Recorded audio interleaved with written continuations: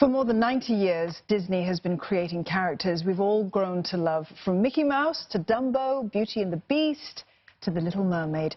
And Singapore is set to showcase it all in Disney's Magic of Animation. That's an exhibit that's opening this weekend at the ArtScience Museum.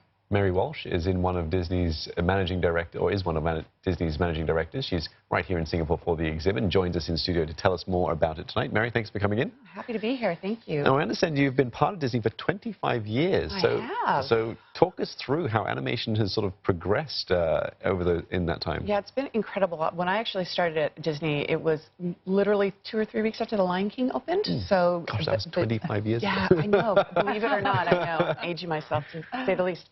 But it's really impressive. The art form of animation it's truly a 20th century art form, and Walt Disney Company was at the forefront of it, starting in the 1920s with Steamboat Willie, the first appearance of Mickey Mouse on screen, and ensuing through the decades. We're at number 58 of feature-length films, with Frozen 2 coming out on November 21st, and then the hundreds of short films that we did. And that art form has really advanced and developed through those decades, just with the artistry, the craftsmanship, and the technical innovation that goes into creating animated films. Yeah.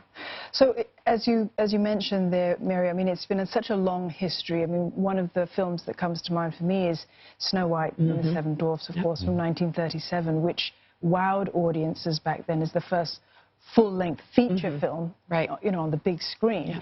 How do animators sort of, you know, get to these deeper emotional levels to sort of bring out the characters? Because there's so many characters that we love. Yeah, I mean, and it comes down to really good storytelling. Yeah. The filmmakers have an idea of the story they want to tell. It could be based on a fairy tale like Snow White. It could be something completely new and original like Zootopia. But it's really about the filmmakers and their passion for storytelling, and then the collaborative nature. It literally takes hundreds of artists to create a feature-length animated film, and they're all individual artists and technologists, but they all have to be going in the same direction creatively to really fulfill the vision of those filmmakers.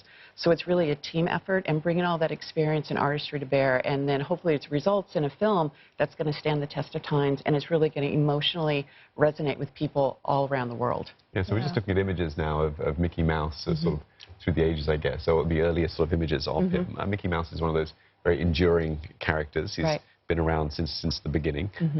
What do you put down sort of the appeal that Disney is able to tap into its animation? Well, I think you just use the word appeal because it's really important to create appealing characters that the audience is going to want to spend time with in believable worlds. And I really think Disney has worked really hard to do that and to continue that. And one of the things that I'm really proud of at the Animation Research Library is we have over 65 million pieces of original artwork from the 1920s to present day, and the artists get to visit that, and we make that artwork accessible to them. So they look back for enrichment, education, and reference, and they look at that knowing what came before them to challenge them to meet that quality and actually go above it. Yes, I mean, these characters, I mean, when I think about, I mean, everyone has their favorite character. Steve, I don't mind sharing one of his. I mean, this is a first, everybody, our audiences. One of Steve's favorite characters is the Little Mermaid. I love Scar. I love, you know, Mushu from Mulan, for example. I mean, because they had all this sort of wonderful sort of personalities to them. Can you perhaps tell our viewers what can they expect to see at the ArtScience Museum in this exhibit? It's a fabulous show. We have over 500 pieces of art, going all the way back to the earliest Mickey Mouse drawings, original drawings from Steamboat Willie, all the way up to Frozen 2 artwork. So for the first time in any of our exhibitions, we actually have art from a film that hasn't been released yet. And so that is quite new and significant to this exhibition here in Singapore. So it really expands the entire creative legacy of Walt Disney Animation Studios and really shows the development of the craft and the individual stylistic differences as the decades progressed.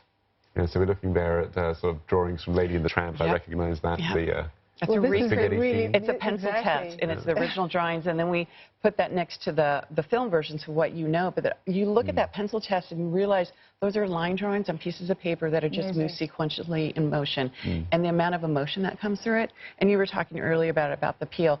Animators are really actors with pencils. Or in some cases now actors with stylists because they're doing computer animation. But they have to be able to imbue in those characters the real human emotions that we suspend our disbelief of what we're watching on screen and believe those are real life characters and that you relate to them. I understand the exhibit also is fairly interactive, is that right? It is, yeah. The ArtScience Museum, obviously, they are very much dedicated dedicated to that experience for the museum goer and the interactivity. So there's 3 unique experiences developed exclusively at the ArtScience Museum. So they've been a great collaborative partner. It's been so much fun putting this together, and I really think the people of Singapore are going to love it.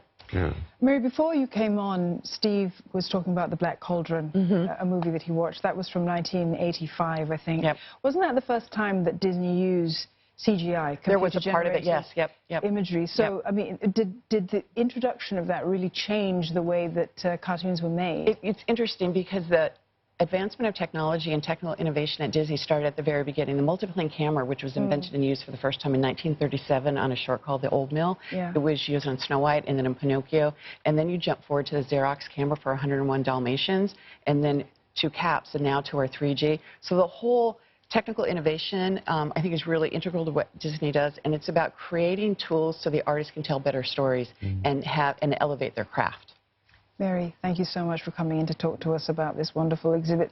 You're going to have a lot of very, very excited adults and children coming to this one. We've been speaking there to Mary Walsh. She's one of the managing directors at Disney. And you can check out Disney Magic of Animation at the ArtScience Museum starting this Saturday until the 29th of March. Yeah, we're out of time here on